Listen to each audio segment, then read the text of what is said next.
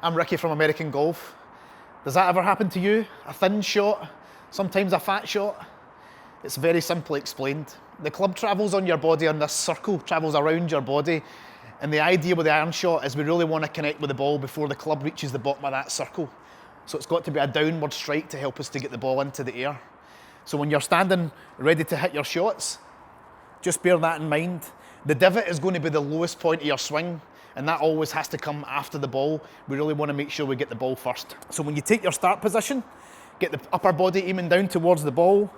When we go ahead to hit it now, as the club comes down, we really want to make sure hands reach the ball first, and then the club is on a sort of descending blow, striking down into the turf, getting the ball first.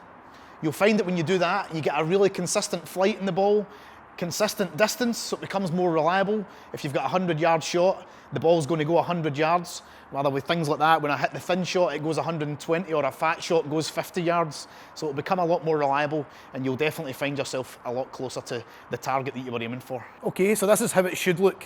So I'm going to make a nice backswing. My body's set up, pointing towards the ball, and I'm really going to try and feel my hands coming back down to the ball first. That's going to allow me to hit down on the ball, a real descending blow, which is going to give me a nice consistent strike.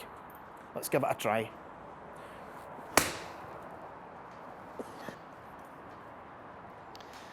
So had that been on the turf, I would have made a nice clean contact with the ball, and then I would have seen the divot flying after that as my club reaches the low point of the circle beyond the ball. That way, again, it's going to be a really consistent flight, consistent distance each time, and it's going to allow me to hit far more reliable shots. So best of luck with that.